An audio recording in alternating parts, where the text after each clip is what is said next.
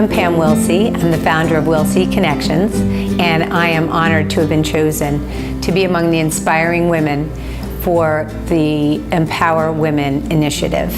I'm a therapist, and I'm a life coach and an author, and I specialize in helping girls to develop the tools that they need to navigate their teen years and beyond. If I had to choose one challenge that brought me to where I am today, I would say that it was losing my father to cancer when I was 14 years old. And this event had a tremendous impact on my life and who I became, and also how I ended up choosing to live my life. And years ago, cancer was not discussed. I actually didn't know that my father even had cancer, in spite of all of the signs. When he ultimately died, after a couple of years, I found myself comforting others because they didn't know what to do with me as a teen who just lost her father, or with my family and how to support us. Years later, when I chose to work with cancer patients and families, I was able to use the personal experiences that I had had to help others so that they wouldn't feel alone. I always remembered something that my supervisor in grad school said to me when I came to her after I had a young patient who was newly diagnosed with cancer. And I said to her, "What do I do?" And she looked at me calmly and said, "Don't just do something, sit there." So one of the biggest lessons that I learned from losing my dad at a young age was that while we may not be able to take away another's pain or suffering as much as we want to, we can always show up and sit there with their pain so that they're not alone. So ever since I was a teenager, showing up and sitting with other people's feelings was the thread that connected me both to myself and also to others in my world. Somehow I knew that all feelings are okay. And I realized that learning how to manage them in healthy ways can both heal and change the course of our lives. And I also realized that very few people were actually ever taught how to manage their emotions. I was born with a high degree of emotional sensitivity, let's say, which was not necessarily valued in my family or by anyone else in my world. And it wasn't until years later, because of thought leaders like Dan Goleman, I learned about something called EQ, emotional intelligence. And that became the foundation of all of my work with the girls and young women. And it also has informed my personal life in a big way. I'm always looking through the lens of connection. I'll ask myself, if I do or say this, will it connect me or will it disconnect me? Feedback is something that generally is very disconnective because people experience it as negative. I've kind of reframed that, and I think about feedback as tremendously growth enhancing and a real moment for an opportunity to learn. So I actually think of feedback as a potentially connective experience with another person. So I'm very aware of sharing that with the girls that I work with and how to rethink of the idea of feedback. And also when I receive feedback, I try to look through that lens of this person's trying to connect with me and offer something to me. The first thing that comes to my mind, obviously, is personal ones, like marrying my husband and having my 2 children who are now in their 20s.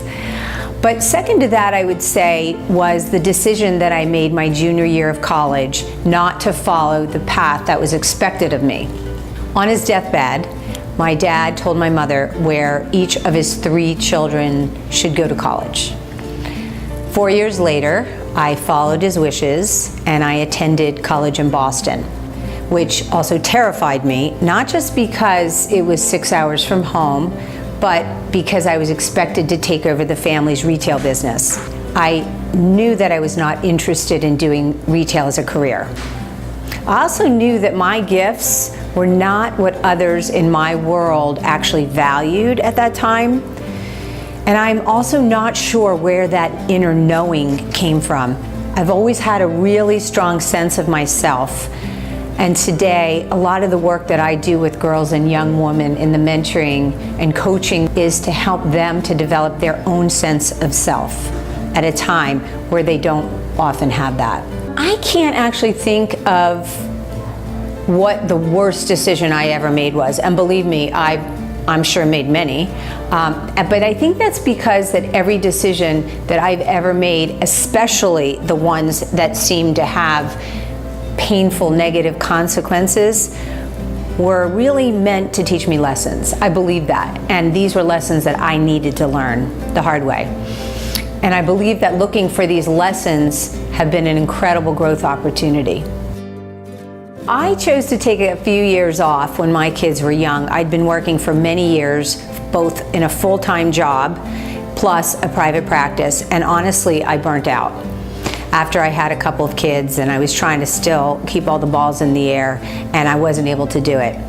So during that time, bullying and relational aggression suddenly came on everyone's radar screen, and I started receiving calls from frantic parents, primarily of girls, and they were asking me to help. Then I began working in schools, developing school-wide bully programs based on Stan Davis's work, Schools Where Everyone Belongs. I quickly learned that consulting was not really the way to truly make an impact or make a meaningful difference, that these girls needed a safe place away from school where they could come and feel comfortable and speak their truth without worrying about being labeled or judged. One of my favorite movies, Field of Dreams, taught me a mantra that I used during that time, which was, if you build it, they will come. 14 years ago, I started offering a group called the Girls Connection, using the same model that I had developed while I was at the wellness community. And the mission was to teach social and emotional skills that would enable girls and young women to develop authentic connections with themselves and others in their world. While the Girls Connection is still one of my very favorite offerings, we have grown at Willsey Connections to include a full range of individual and group coaching for elementary age girls up to young women in their 20s. It also includes virtual communities now as well, and college transition coaching. I absolutely love the freedom to be able to add new programs that are based on the needs of our clients. One of our most recent initiatives is called Selfies for the Soul and can be viewed on all of our social media channels. Girls learn at a really young age that being themselves is not sufficient and that somehow they are not enough. These messages are constant and they're reinforced from the outside world. Messages like, you should be thinner, prettier, smarter, sexier.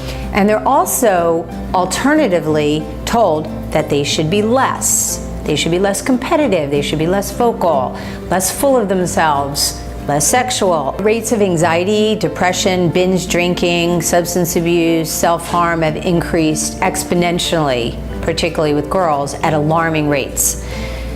So I believe that all women have the responsibility to do whatever we can to remind girls that they are enough, just as they are. Feeling seen and heard are essential ingredients in order to feel empowered. Telling our stories without others editing it is also important.